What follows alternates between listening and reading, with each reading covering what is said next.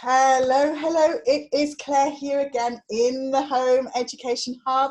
I'm excited to be here with you, and I have got a very special, wonderful guest with me joining us this week on our coffee and conversation, none other than the beautiful Di McCann, and she's going to be sharing with us some magic today, some magic secrets all around music, around sound, around vibration, around how that can make us feel, how she's used that for herself, in her family, and with children in different schools across the country as well. So welcome, welcome, welcome, Di. Thank you. I'm so happy to be here. Oh, it's lovely, lovely to have you here. So tell us just a little bit about yourself for people who haven't come across you and your wonderful work before, and then we'll get into the nitty-gritty of, you know, what it is that you do and how families, like, what they can do at this time right now in their homes with what they have, what they can do to help raise the vibration in their homes as well. So tell us a little bit about you and how you got into this, you know? Yeah, it's interesting how it's evolved. So I qualified in sound therapy in 2013.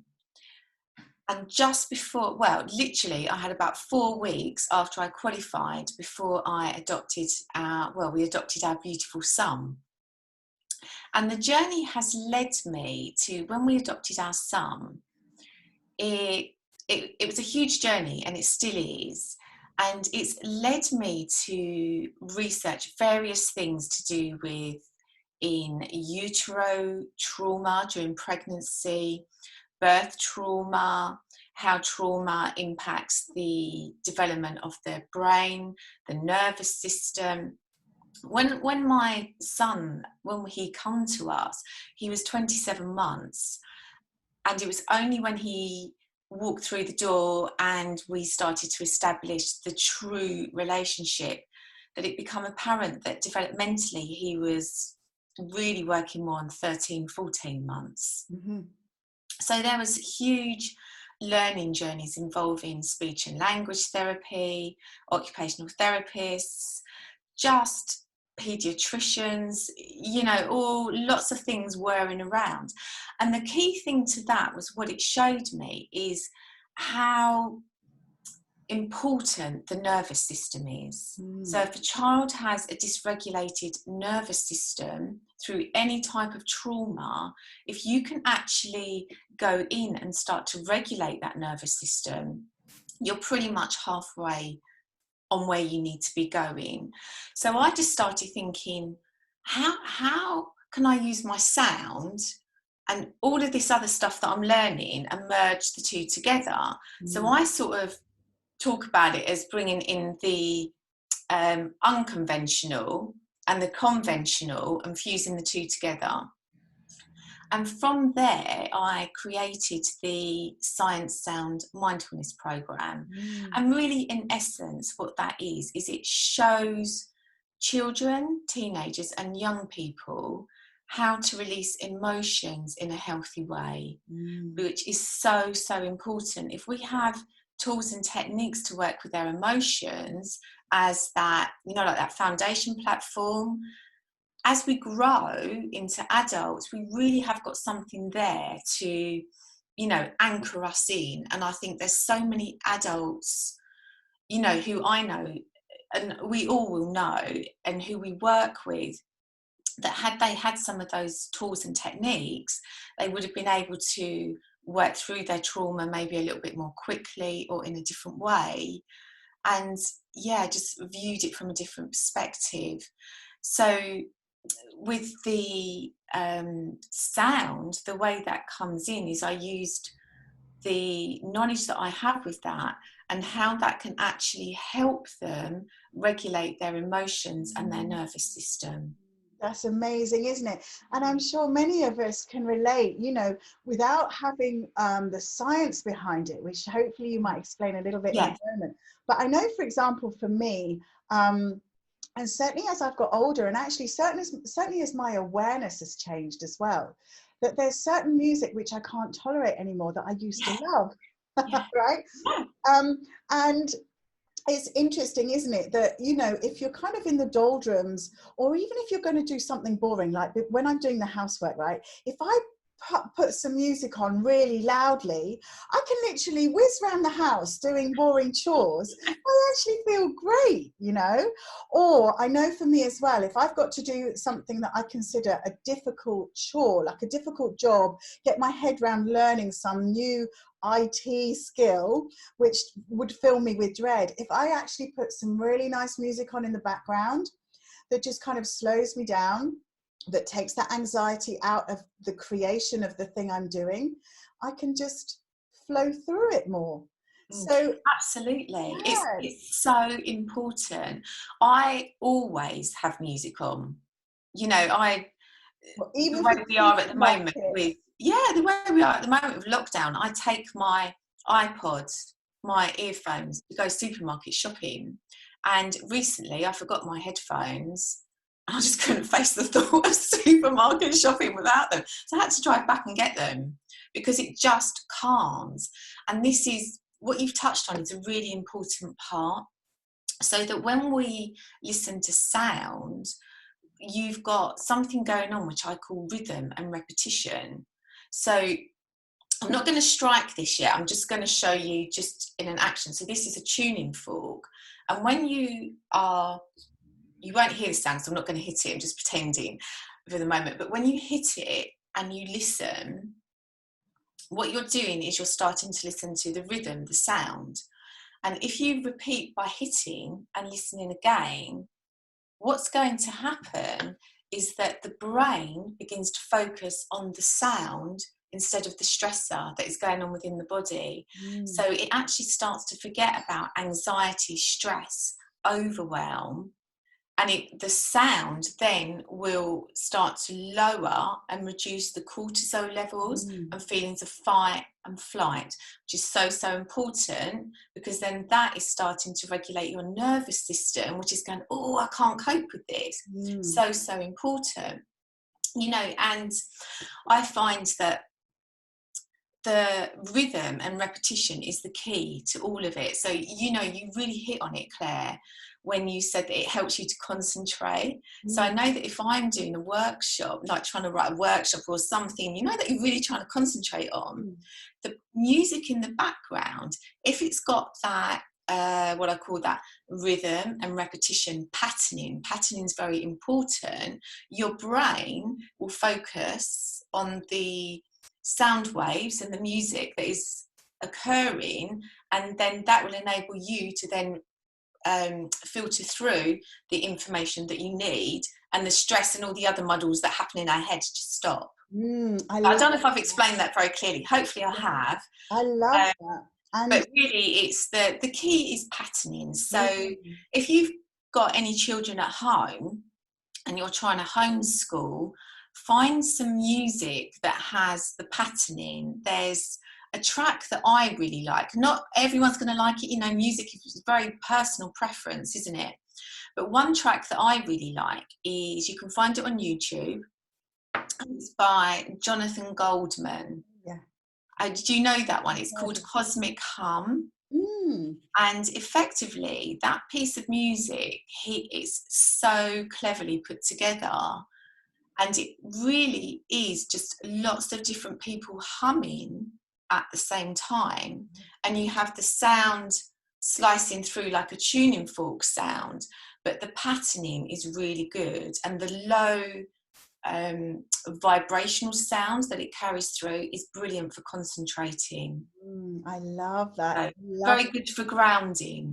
If you've got a child that's a bit flighty, put that on. That's fabulous. And actually that reminds me of a time when I was in a really dark place. You know, I was very, very depressed. I was very anxious. You know, I could barely breathe. You know, when people say, oh, you know, return to the breath and all of that, I was like I could hardly take deep breaths, right? It was so like far gone, like in a bad way. And actually it's amazing, because that's when I rediscovered my passion for drumming. Now, drumming was the only way, like I was doing, you know, like a little drumming kit, but also shamanic drumming, djembe drumming, like whatever drumming, I bang pots and pans, like, I don't care what the actual drum is.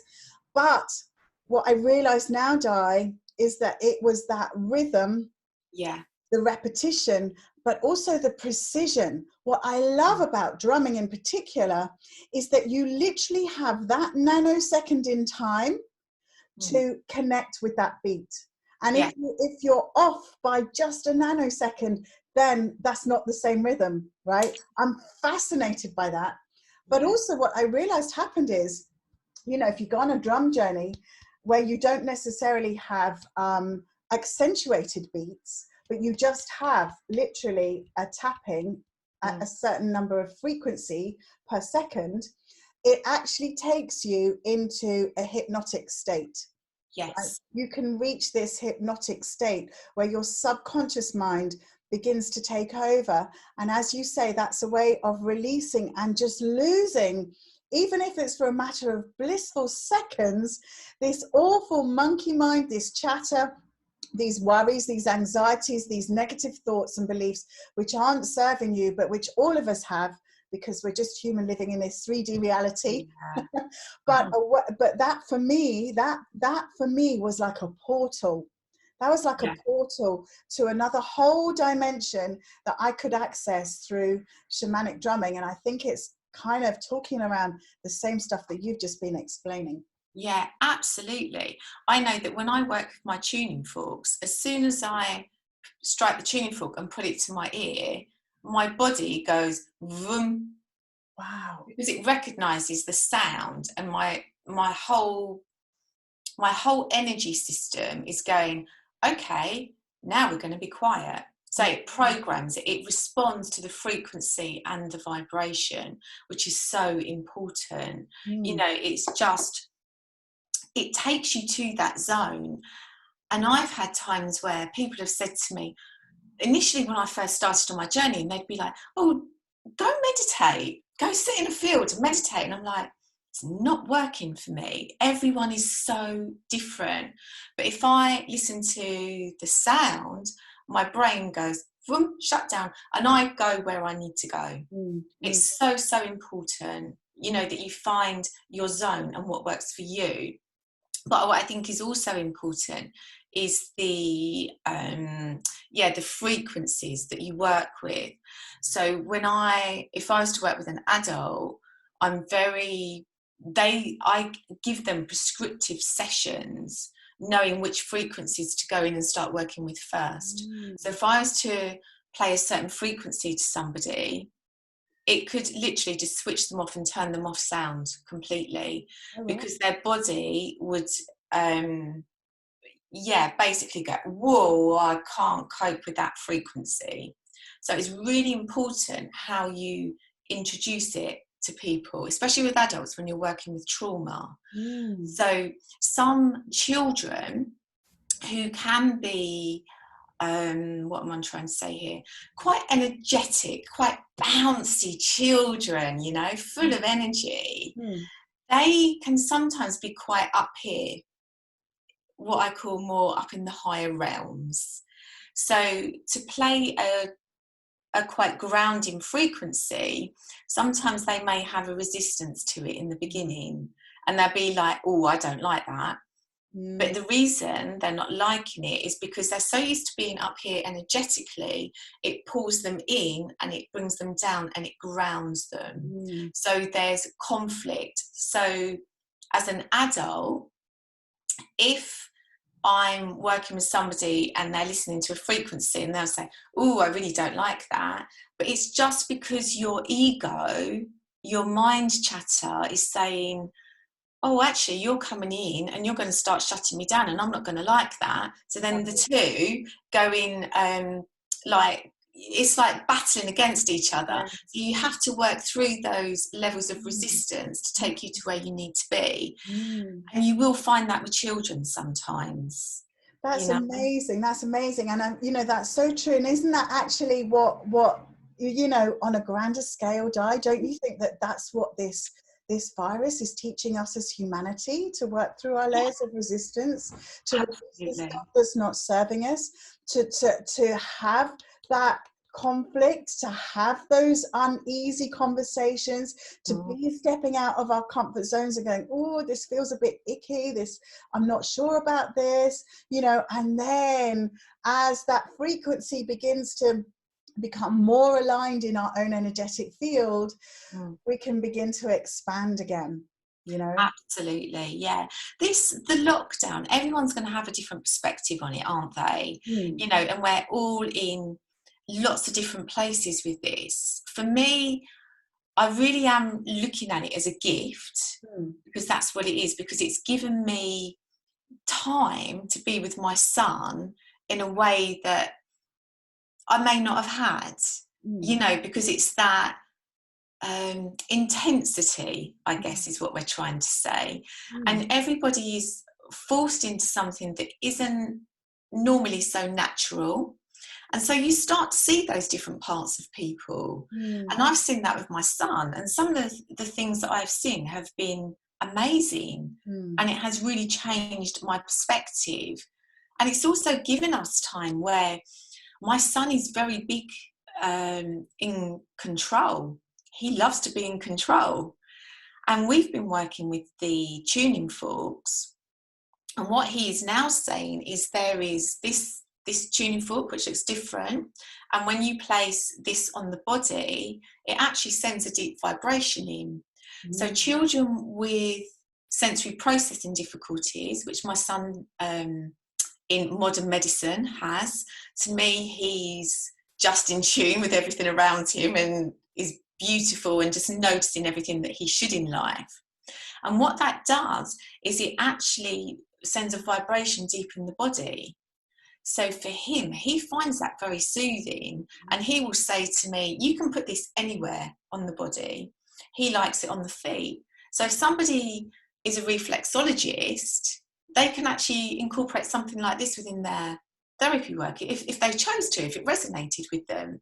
So a lot of children intuitively, and it's amazing what you see, will just place this on their body where they need it.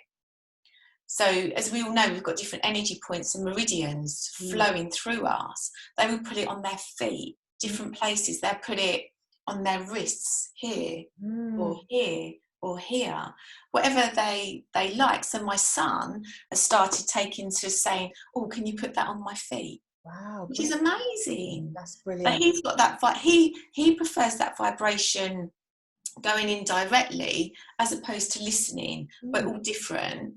And what you'll find is, I don't like to generalise too much, because there'll always be that one that comes along and just sort of blows your theory apart, if you know what I mean.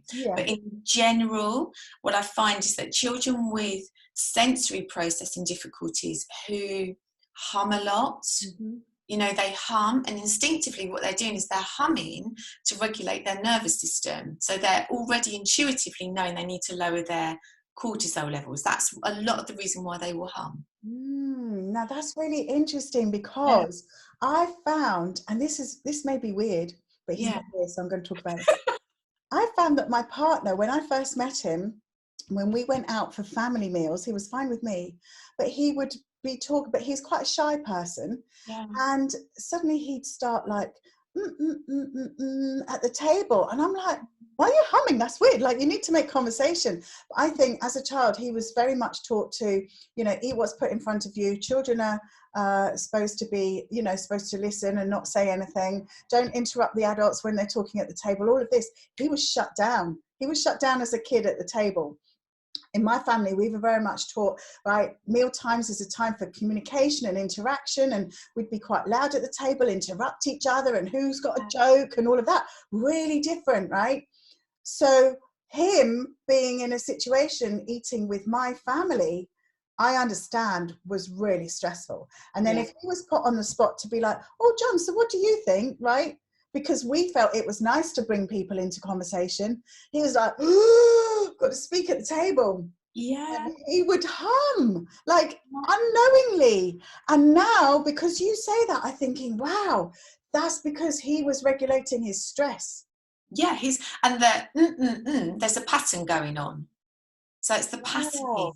So the is where the patterning is actually helping him to regulate and stopping him focusing on the anxiety. Yes. So it just happens day to day life. Yes. Yeah. Now the thing is, if children are in an exam, right, because I've done lots of workshops around exam anxiety and all of that.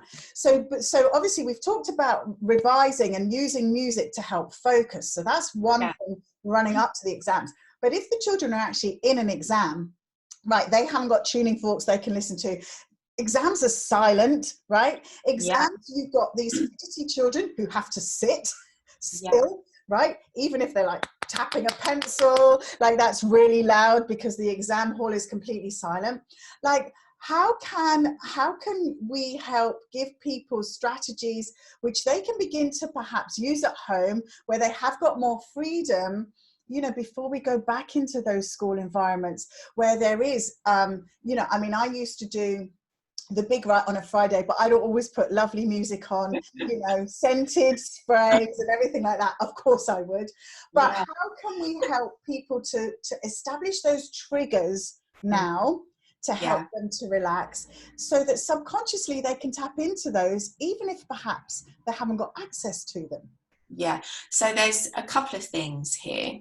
So firstly, I'll cover the tuning fork first, and then I'll cover without the tuning fork. So with the tuning fork, so I want to know what it sounds like. Play it to us in a minute. Okay, let me try, because sometimes it can sound a little bit tinny. So let's see how it goes, because this is a very low, the way this would sound if you placed it to your ear, it's very deep and low. So it's like a this is the frequency of the om. So it's very grounding. So just for those of us who may not know, like you talked about the hum, right? The cosmic hum earlier. Yes, you know, and om is like a universal sound. So tell us a little bit about, you know, how that can, like for me already, just you humming that went straight into my solar plexus right here. Yeah. So tell us a little bit about om, that universal sound. Om, they actually say, is the first sound that you hear. It's one of the first faculties that is developed. Hearing is one of the first faculties that is developed in utero.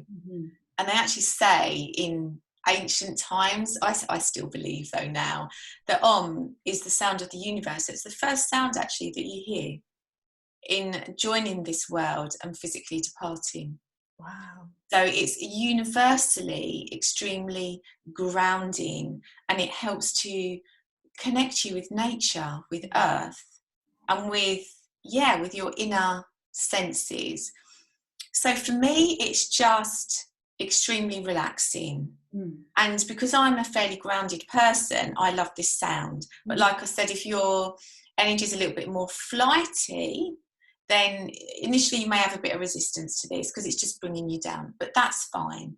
It's about entraining and embedding different frequencies within you, because each one will work differently. Beautiful. Okay, let's hear it. Yeah. So for children, teenagers and young people love working with this. One, because a lot of children that I work with will have, in modern medicine, what we diagnose as ADHD, sensory processing difficulties, autism, Asperger's.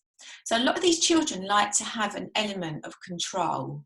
They like to be able to do their own thing, and this enables them to do that.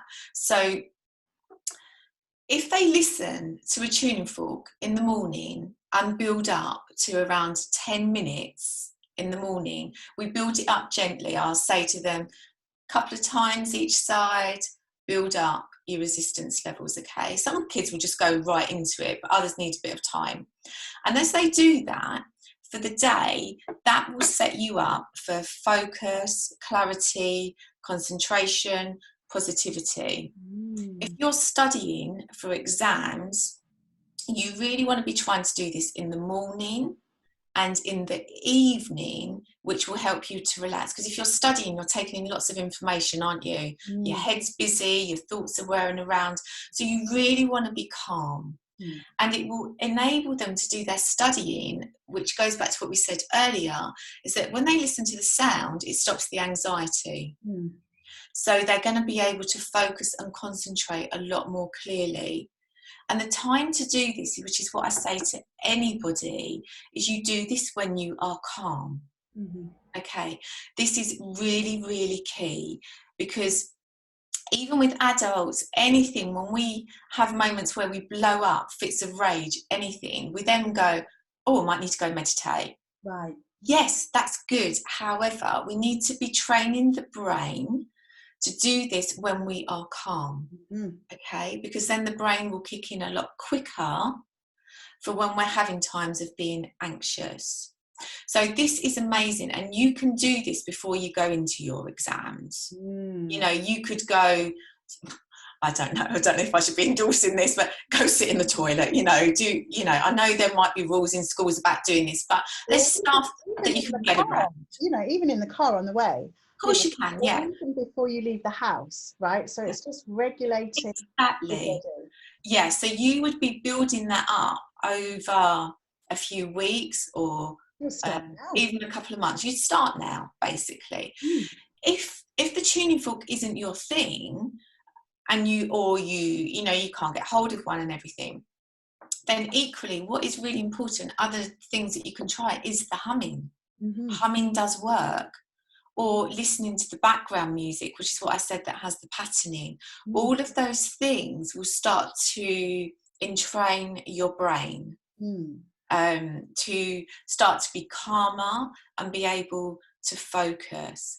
So a lot of it really is about getting out of the mind chatter, the busyness, and allowing ourselves that calmness. So the way that, when I work with the children, the way I explain that to them is I actually do a part within the program where we talk about, I read them a letter from their brain to them. And basically the brain is saying to them how it needs a lullaby. Oh, yeah. Because the brain needs the lullaby in order to be calm, which is so important. So what you're doing is you're looking after your brain like you would look after any other part of your body. You for your brain to function and take all this information that is coming in, because the brain is so clever, but like anything, it needs a rest. So if you just think, I need to study for my exams, but to really help my brain, I need to help my brain rest as well. Like my physical body needs to rest and sleep, my brain needs to rest, and it needs what I call, because I love the music, a lullaby. And you can do that by listening to the calming, relaxing music. You can do it by humming. I'm a huge advocate for humming. And teenagers, when you get the teenagers and the young people, they come in, they're like, all right, Di, humming this little bit, but actually secretly they love it. Because humming's fun. It takes us back to our childhood, and there's so many important studies with humming. And one of the things that it's shown is that for people that are diagnosed with depression, they're shown to have a low molecular chemical within their body, which is called nitric oxide. And humming naturally helps to produce levels of nitric oxide within the body. Wow, didn't know. So there's a lot of science to this. It isn't just, oh yeah, humming's fun, which it is, but the benefits that it actually gives you is really important. And humming is patterning. So you're breathing, and the more you practice, the longer your humming will go on, because you're extending the diaphragm and everything else within the body.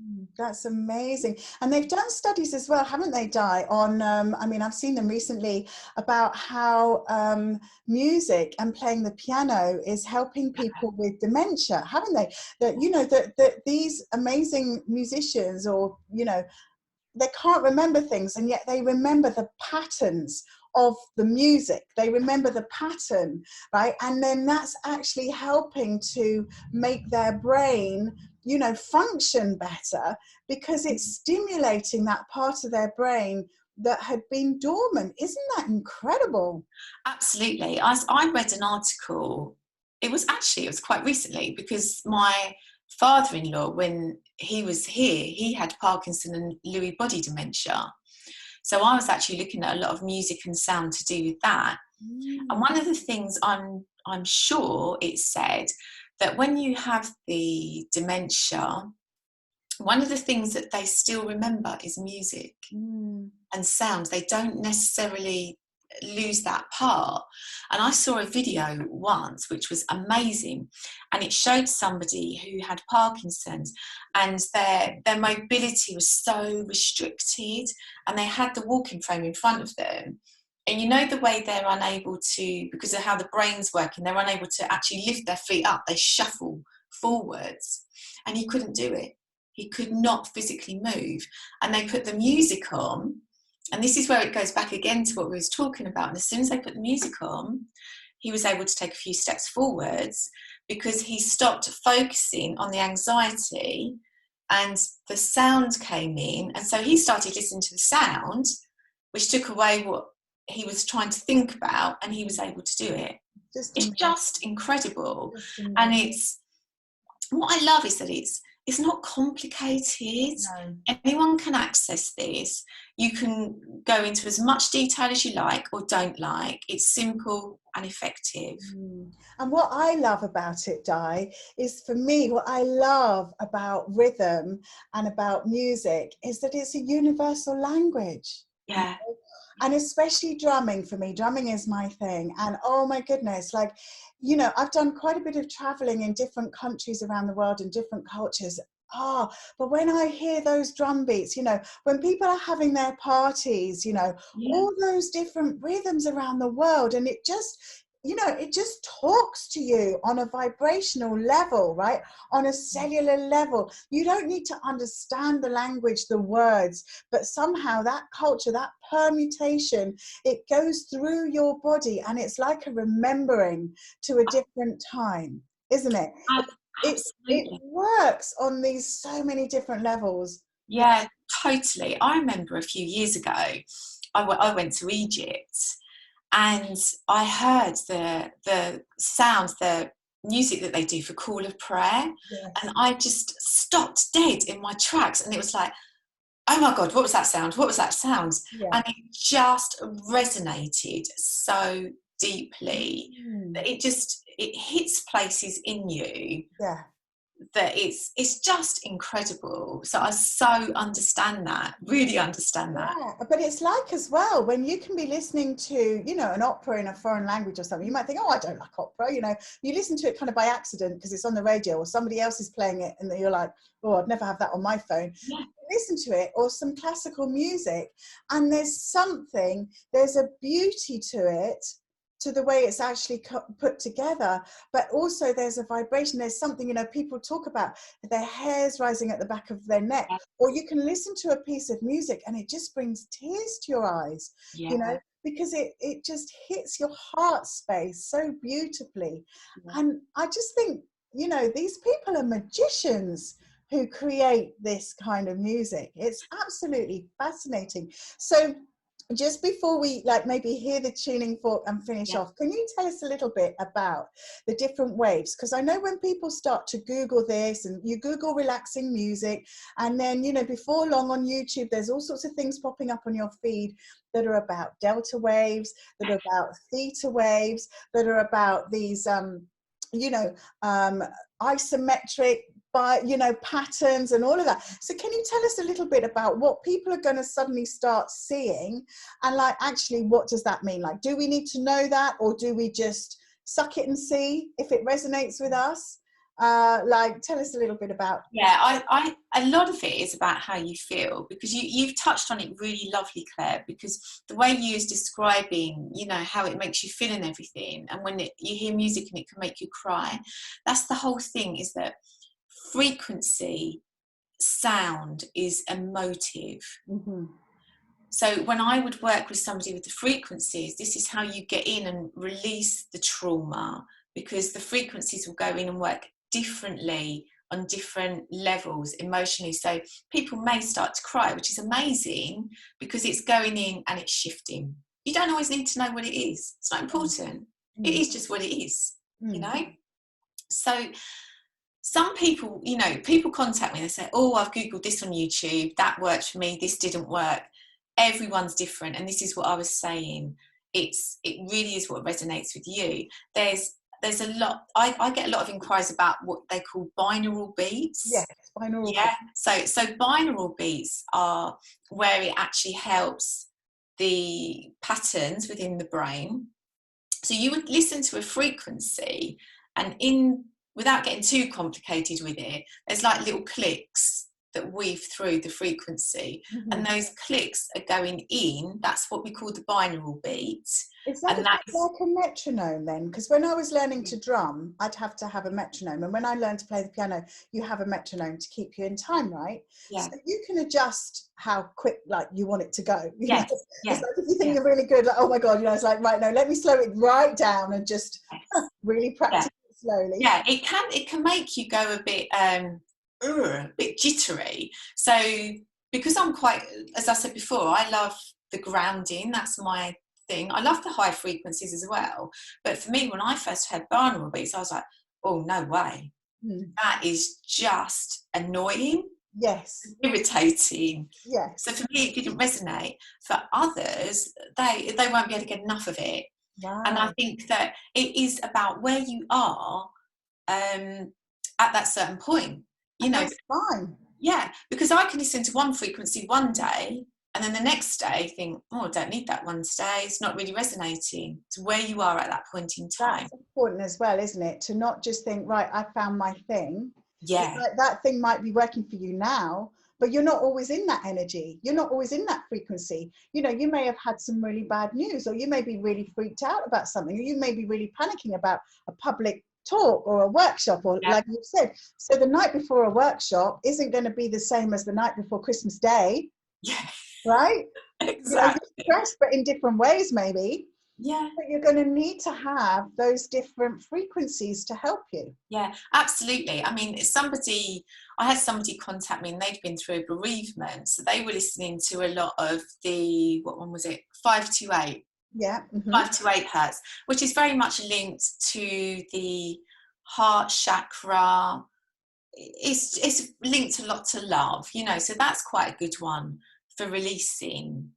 If you want grounding music, a lot of it's the low tones. Yes. If you want to do clearing, that's where we start hitting some of the higher frequencies. So it is about where you are at that point in time, and it really is trial and error.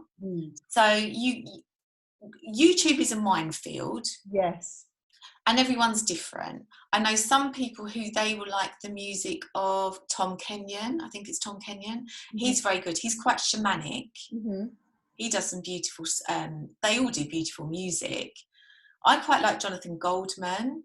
He has tracks, like we've already said, Cosmic Hum, Holy Harmony. What's the other one I love to listen to? Divine Name, I think. Divine Name is beautiful. That reminds me a little bit of Call to Prayer, which we've touched on briefly as well. So it is really about experimenting, because like I said, everyone's different. It really is about where you are at this point in time, this day in time, and what you like. I will listen to different music different days. It's just about what I like. Something I started to enjoy, which you may have heard of, is called hand pan. Yeah. So, yeah. Oh, it's beautiful. So I've just looked it up on my YouTube here. There's a couple of guys who play together, Malte Martin and Sergio Huerta Perez, and they do this beautiful hand pan together, and it's just the way they combine the sounds. And it's so simple, because it's like hand pan, for those of you who don't know, it's like this kind of like a drum, but it's got like little dents in it, and so as you play it's almost like a sort of a glockenspiel type sound. Yes. Xylophone type sound. So it's really beautiful, and that can, you know, and then you bring things in like the didgeridoo, which is like, oh my god, a didgeridoo is just amazing. Like that cannot be more grounded. I mean, that is so Mother Earth, isn't it? Like, it is absolutely. Wow, that sound just goes all the way down on the ground through those root chakras, and that was like, oh, that's really good. It's just so interesting, because you know, somebody who loves drumming, they may, if they want to do a lot of clearing work, they could really go in and do the drums, you know, the drum shamanic, all of, that Yeah. type of deep, earthy clearing. Yeah. It's really good. I love the hand one that you've just been saying. Yeah. And that fits in really well with the frequencies that I work with. Right, yeah. So with the tuning forks, and I've got like the big long pipes. Oh, beautiful. So I have all of those. So to bring in that drum works really well. So the frequencies that I personally would resonate with are what I call more the these are very, the word I'm trying to find is precise. It's precise. So you would go in and you are very precise with what you're working with, yeah? So they're what I call crystalline frequencies. Beautiful. So the pan, drum, and the gong fits in very well with my type of work. The drumming with my work would be I love the drum, don't get me wrong, but the drumming within my work wouldn't tie in. No. The frequencies that I'm working with. So, and this is, I think I'm saying this just to demonstrate that we all love sound, we all love music, but everyone's different. Yeah. So it really is finding what works for you. And what about gong healing and gong journeys? Because I've gone on some of those, and I have to say, my what I thought it was going to be and what it actually was completely different. But I was blown away by this one particular gong journey, which was to do with the planets. It was a very masculine energy, though, very deep sounds, but actually it was a bit spooky. Like for me, the place I was at, it was that bit uncomfortable. Like I thought I was going to float away on it, but I was a bit jarred by it. But I went on the most amazing journey anyway. But it was very deep tones. I think it was Jupiter and all sorts of it was really deep. Like, oh my gosh, like it was amazing. This wall of sound. Like it took a little bit of getting used to. Yes, right? yeah. I think that this is where people have to be careful just a little bit with the frequencies. And this is what I was saying, that when I work with people, I work very, I tailor it to them.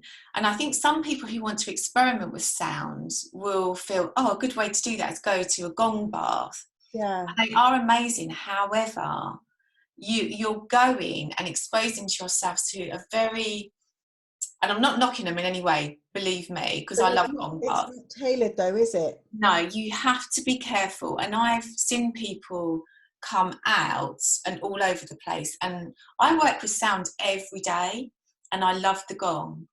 And when I've had sessions with a gong, for days afterwards, I physically feel my body buzzing and pumping and moving, and it's the cells recalibrating, because sound works on a cellular level. It's powerful. So if you wanted to experiment and you go to a gong bath, if it isn't the right frequencies for you at that time, it can sometimes put you off sound, and it's a shame because it just means that it wasn't quite right for you at that time and you needed something different. So if anyone's had that and been put off, please look at sound in a different way, So that's amazing, Jo. So listen, if people would like to get back in touch with you, like obviously after this interview, they can tag you in the post, right? You're in the hub. So I think I've got you listed as one of our specialists, our wellbeing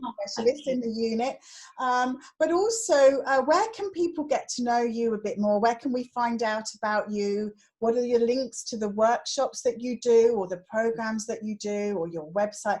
Tell us a little bit about how people continue their sound journey with you if they're interested. Yeah, absolutely. Probably the best starting place would be my website, which is www.vibrationalsoundtherapy, so it's all one word, .co.uk. On there, it has all my contact details, phone number, email, Facebook page, YouTube, all of that. If you wanted to look at me on Facebook, then it is just Vibrational Sound Therapy Kent. But if you go to the website, it's got all the details, and you can really just do it from there rather than give you lots of different links, if you know what I mean. Yeah. Perfect. And of course, if people have got any questions or they're interested in talking through, they can tag you in the post. Can they message you as well? Is that okay? Yeah, absolutely. By all means. Yeah, I'm happy to ask any questions at all. Perfect. Yeah. That's amazing. Well, listen, Di, thank you so much for your time today. You've been amazing. It is a pleasure to talk to you as always. So we will see you here in the hub soon. Take care, everyone. Bye for now. Thank you. Bye. Thank you.